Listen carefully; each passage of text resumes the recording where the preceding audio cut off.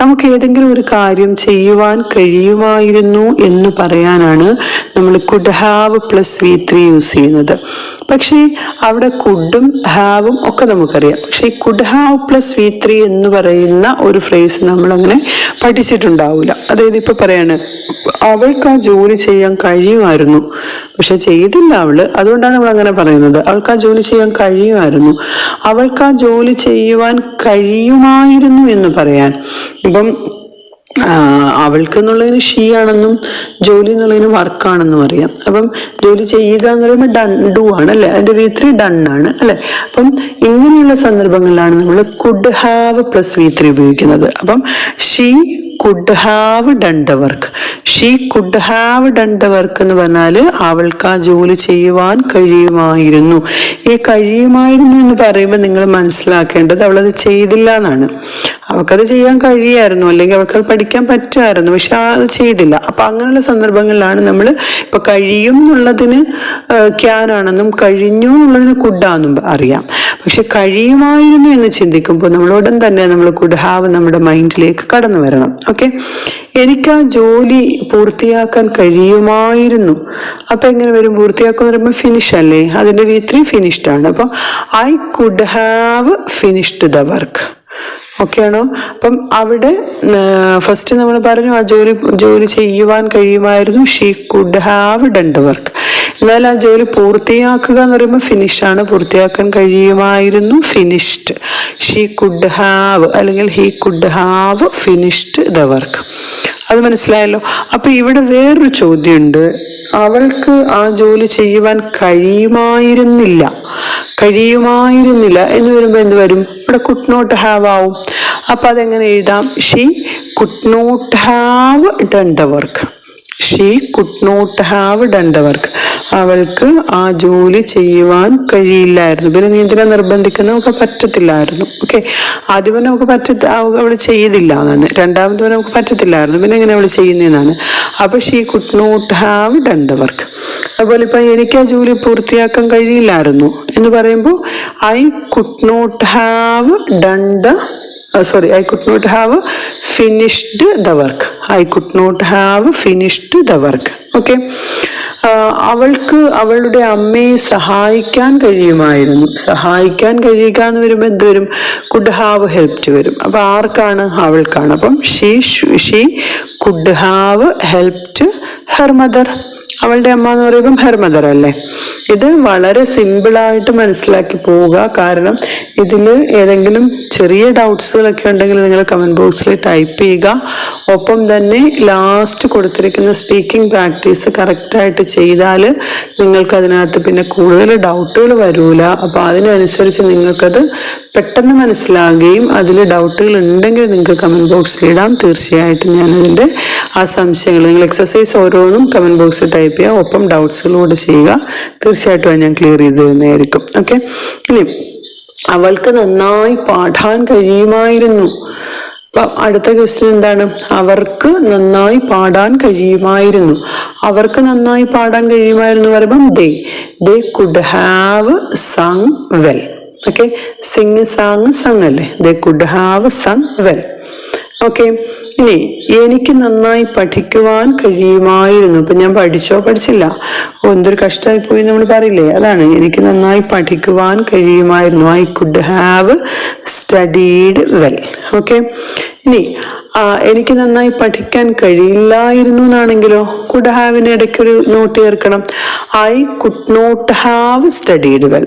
I could not have studied well. Okay, ഇനി അവൾക്ക് ആ സത്യം തുറന്നു പറയാൻ കഴിയുമായിരുന്നു. അവൾക്ക് ആ സത്യം തുറന്നു പറയാൻ കഴിയുമായിരുന്നു. അപ്പം എന്താണ്? ഷീ കുഡ് ഹാവ് പറയാൻ കഴിയുമായിരുന്നു, could have told. She could have told the truth. She could have told the truth. Okay, അവർക്ക് അവരുടെ മക്കളെ സഹായിക്കാൻ കഴിയുമായിരുന്നു. അപ്പം സഹായിക്കാൻ കഴിയുമായിരുന്നു എന്ന് പറയുമ്പോൾ could have helped. They could have helped their kids. They could have helped their kids. അപ്പം ഇവിടെ മനസ്സിലാക്കേണ്ടത് കുഡ് ഹാവ് വെച്ചിട്ട് എന്ത് ചെയ്യുമ്പോഴും അവർക്ക് കഴിയുമായിരുന്നു എന്ന് പറയും. കഴിയുമായിരുന്നു എന്ന് പറഞ്ഞു കഴിഞ്ഞാൽ അത് കഴിയുമായിരുന്നില്ല എന്ന് പറയാൻ അതിനിടയ്ക്ക് നോട്ട് ആഡ് ചെയ്യണം.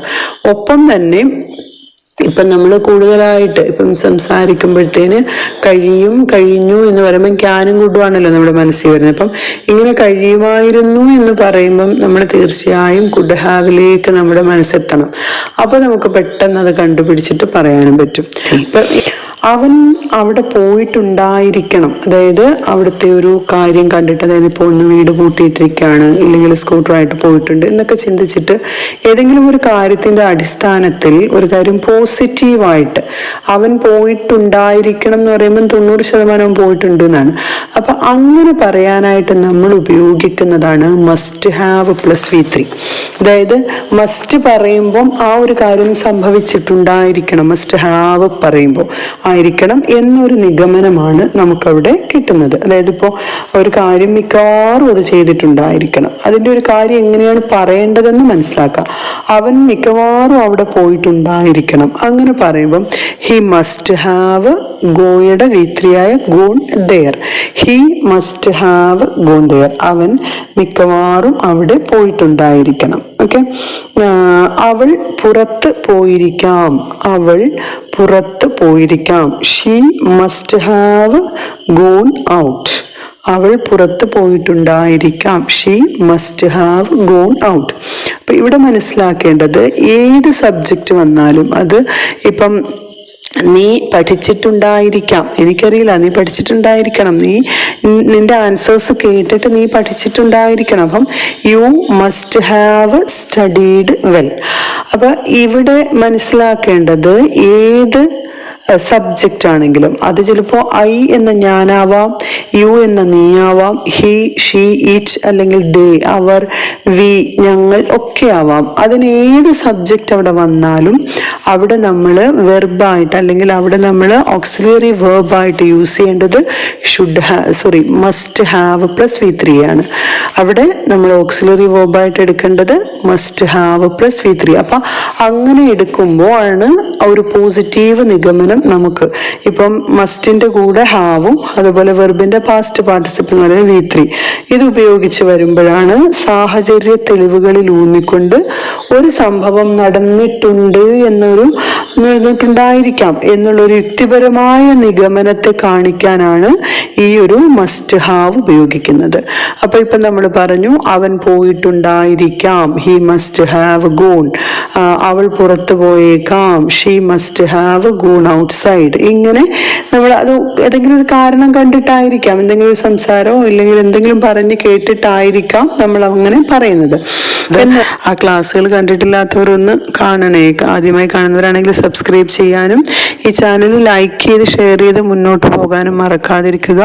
ഒപ്പം തന്നെ ഇതുപോലുള്ള ടിപ്സ് ആൻഡ് ട്രിക്സ് ഉള്ള പേഴ്സണൽ ഓൺലൈൻ സ്പോക്കൺ ഇംഗ്ലീഷ് ക്ലാസ്സുകൾ ആവശ്യമുള്ളവർ ഈ കാണുന്ന നമ്പറിൽ കോൺടാക്ട് ചെയ്യാനും മറക്കാതിരിക്കുക. ഓക്കെ. അപ്പോൾ ഇവിടെ നമ്മൾ പറഞ്ഞത് മസ്റ്റ് ഹാവ് പ്ലസ് V3 ആണ്. അപ്പോൾ ഒന്നും അറിയത്തില്ലെങ്കിൽ പോലും, ഇംഗ്ലീഷിൻ്റെ ABCD അറിയത്തില്ലെങ്കിൽ പോലും ഇങ്ങനെയുള്ള ശൈലികൾ മനസ്സിലാക്കിയാൽ നമുക്ക് എളുപ്പത്തിൽ ഇംഗ്ലീഷ് പഠിക്കാൻ പറ്റും. ഇപ്പം ഞാൻ പറയാണ് അവൾക്കൊരു ജോലി ലഭിച്ചിരുന്നിരിക്കാം. അപ്പം അവൾക്ക് എന്ന് പറയുമ്പോൾ അവളെന്ന് പറയുമ്പോൾ ഷീ ആണല്ലോ, ഗോട്ട് എ ജോബ് ആണല്ലോ ജോലി ലഭിക്കുക എന്ന് പറയുമ്പോൾ ഗെറ്റ് ഗോട്ടാണ്, ഗോട്ട് എ ജോബ്.